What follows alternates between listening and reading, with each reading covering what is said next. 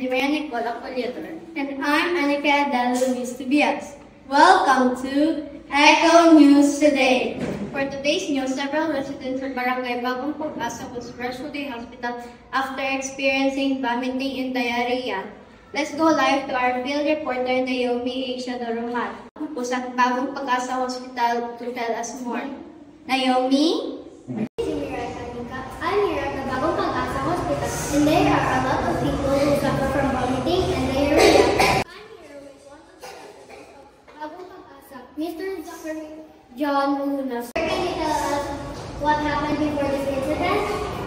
Before this incident, we had already had this abandoned smell coming from our water source, but we still used it anyway. We used to enjoy fishing, living in the river, but now it's polluted and we can't even drink the water. Thank you, sir. I'm now here with one of the resident doctor, Dr. Rosaura. Doc, what is the cause of this? The lab result shows the presence of bacteria like E. coli and other pathogens, which indicates that their water supply was contaminated.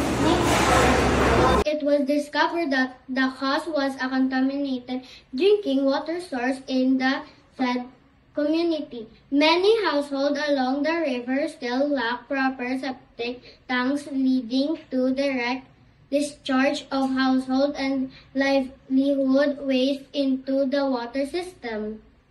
Thank you, Naomi. It is heartbreaking to see our community suffer like this. Residents are already feeling the effects of water pollution, from contaminated drinking water sources to their livelihoods. Now, live on our station 2, our environmental expert, Mr. Marco Daan. Sir, good day. Good day, Senior and Anika. The impact of the water pollution in Barangay Bagong Pag-asa is far-reaching. Not only does harm aquatic life, but it also affects human health. Polluted water can cause diseases, and we must take immediate action to mitigate this crisis.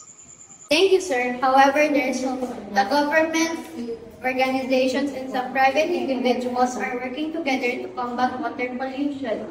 On the other line, we have our municipal mayor, Honorable Rael Ezequiel Chavez.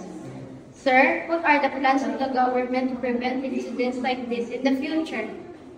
We are committed to protecting our water resources.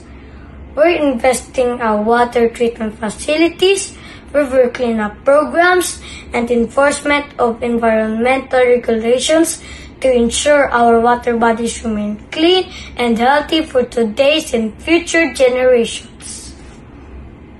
That's all for today's special report. We urge our viewers to stay active, reduce your plastic use, support organizations working on water conservation, and follow environmental policies and regulations. Together, we can make a difference. Reduce, reuse, recycle. Thank you for watching.